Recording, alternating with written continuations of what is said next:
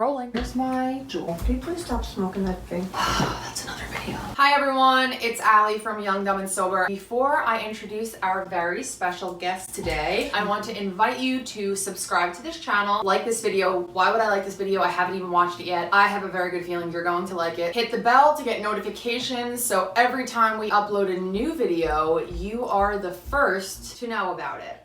Is this how the process goes all the time? Yeah. Wow. Please welcome my beautiful, smart, wonderful, inspiring mother, Beth. Hello. This is her first time on Young, Dumb, and Sober. You didn't introduce Lena. She can't have grapes. This is Lena, and she can't have grapes. She's very, what I like to call ugly cute. Today we're going to do something a little bit different. I'll be interviewing my mom about what it's like to raise a child who has substance abuse issues or addiction issues. All the premise of Young, Dumb, and Sober is to be young, dumb, and sober, and a big part of our vision is to like have fun and be very lighthearted. We also recognize the fact that addiction is a very serious issue and it affects not only the person who's addicted, but also everyone around them. And we joke around a lot, but obviously we're not complete idiots. We're not completely deft. Is that the word? No. Deft. I'm a teacher for 10 years and I've never heard of that word. Then again, you have a very, very heightened vocabulary. You heard it here first. I'm smart. My mom says so. Let's get started. My dreams come true.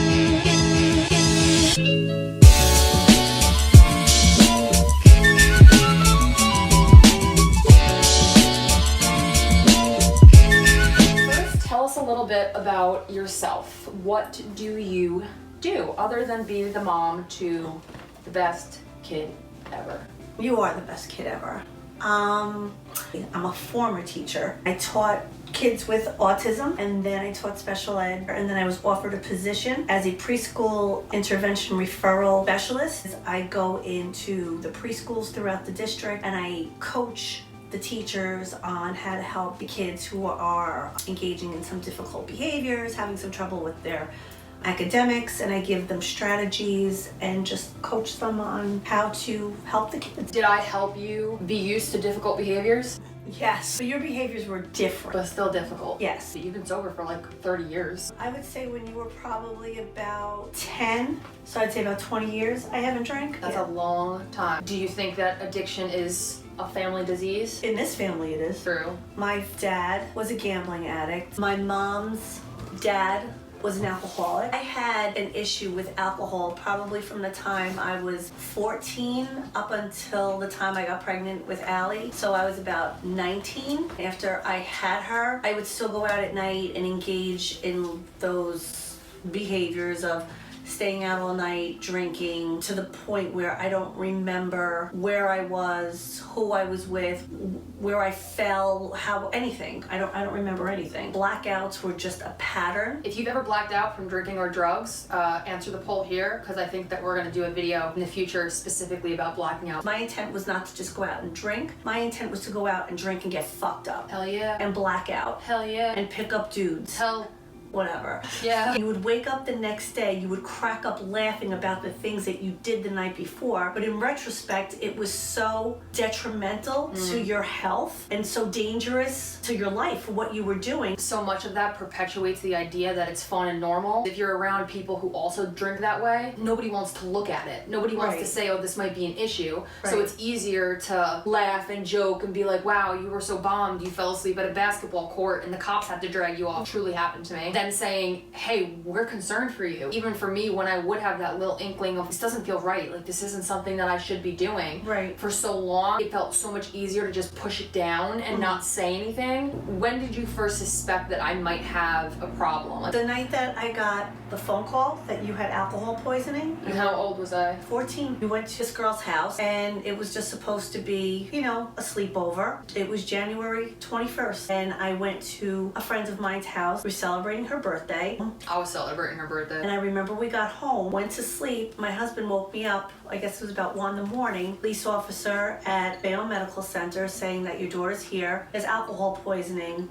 You have to come. And what were you thinking in that moment? I was sick to my stomach. I didn't know what to think. I was sick. We got up there and you looked like a monster. Yeah. Your hair was crazy. You had this pink baby fat jacket on, a hot pink puffy jacket, and I can remember you just saying, "Mommy, I'm sorry," and your head just kind of like thrashing back and forth. And then the doctor came to me and said that your blood alcohol level was 1 point off from an alcoholic coma. Scary as hell. And then I remember Chris taking you, my husband, taking you to the bathroom. Your pants were undone, and his concern was what happened to her. Did somebody hurt her? And you fell on your head, so you could have gotten a concussion. So there were so many things that could have happened. And I remember talking to you the next day about this, and you're like, "Mommy, I'm sorry. I'm never going to drink again. I promise. I didn't want to punish you because I didn't know that was the answer, because I figured it's an isolated situation, so probably never do it again." He did it the next weekend. It was just continual. But I knew you really had a problem. It was right before you went to college, and you had a few of your girlfriends here, and they slept over, and I found the Vicodin was missing. You were in the shower, and we had the computer in this room, this was her room. Being my nosy, snoopy self, because I knew something was going on, I just went and pressed the key on the computer, and all your messages came up about you snorting Vicodin. And plus there was residue. And I couldn't understand, because when I came home for lunch that day, you wouldn't wake up. You would not wake up. I could not wake you up. I thought you were dead. Made her go to the emergency room, and the doctor took a blood test, and he said she has high levels of opioids in her system. Is she a heroin addict? And I said, no, I think that this is the first time she's ever taken anything like that before, because I was in denial. I didn't want to think that she was popping pills or snorting drugs. So that was when I really kind of knew something was really, really wrong. I was always concerned when you would go out, but I figured because your cousins were with you and your friends were with you and they were all doing the same thing, and it wasn't that abnormal. Right. And then I did it as a teenager, so I thought it was normal, especially in the town that we live in. It's very acceptable. Absolutely. And I think for like people who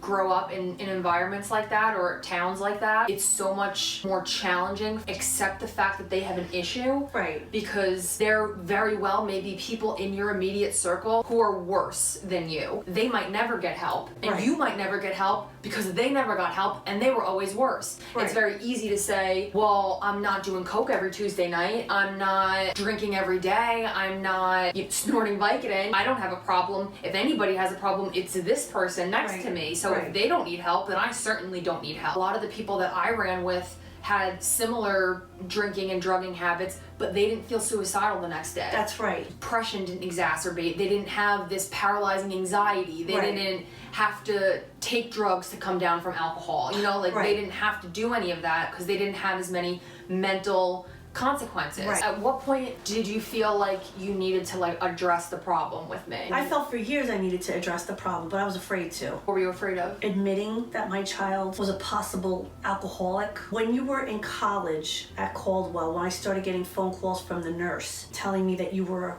passed out on the bench in the quad area from drinking all night. That was concerning. All the times you got brought home by the police. You weren't the same person when you drank. You were aggressive, belligerent, just vile. You weren't the type of person you wouldn't want to be around you when you were drinking. You were okay maybe the first 1 or 2 drinks. But then after maybe the 3rd or 4th, you would get this glaze over your eyes, and I knew it. I said, we're done for the night. There was no stopping you. You were a force that couldn't be reckoned with. When you see your own kid like that and people telling you things about that, that's a big, big cause for an alarm. So what was the hardest thing about seeing me, your child, struggle with alcohol?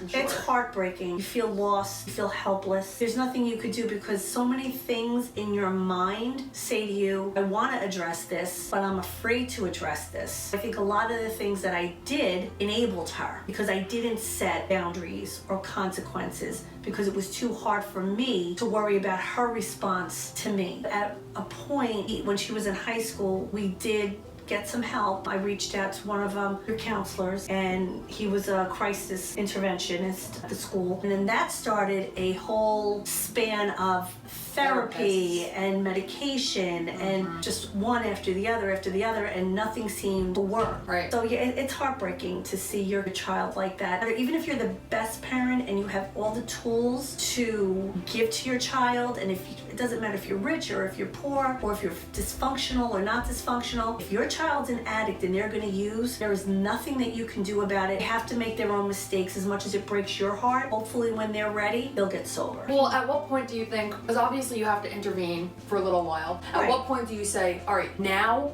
I'm stepping back? If they're doing things that are harming other people and they're stealing and they're just getting arrested all the time and they're not even trying, that's when I think there is a point that you have to step back and let them fall. If anything that I learned in Al-Anon, as family members, we have to kind of take a step back and realize we have to take care of ourselves. It's not our job to make them recover. It's their job. It's their decision. I think family can definitely motivate. You know, it could be a motivation, but if there's not a part of you that really, some part of you that wants it, it's not going to stick at that moment. It'll be a building block. Like, it'll be the start of something. When I first tried getting sober around like 19 after I got the DUI, when I was going to AA for the first time, granted, I didn't stay sober, but it was a seed was planted. Something stuck there. Recovery is, sometimes it's just a slow build. It's a hit or miss of whether or not, unfortunately, somebody's gonna get it or not. Part of the reason why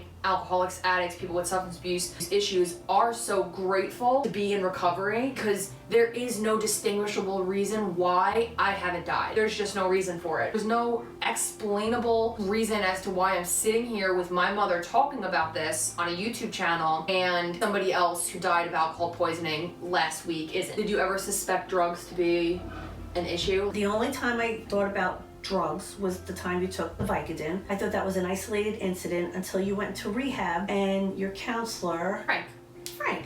Shout out to, what's that place called? Enlightened Solutions. Enlightened Solutions. Frank, who was very enlightening, said, don't fool yourself if you don't think she has a drug problem, because she has a drug problem. I was like, what do you mean? Like, I just couldn't wrap my head around it. When you went and started to take Adderall, 5 ants. That was a red flag. Distinctly remember sitting at the kitchen table with you saying, I don't think this is a good idea that you take this. And you said, you're not a psychiatrist.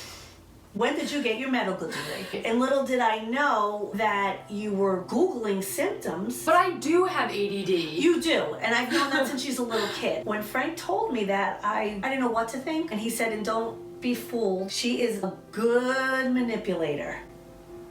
Well, what would she be manipulating me about? He said, just about everything. This isn't to vilify people with drug addiction or alcoholism or substance abuse issues. For me, whereas, yes, there have been many instances where I had been outwardly manipulative, outwardly lying, outwardly trying to take advantage of, but the majority of the time, manipulation for me was a learned behavior. A lot of the time, I didn't even know that's what I was doing. Who'd you learn it from? No.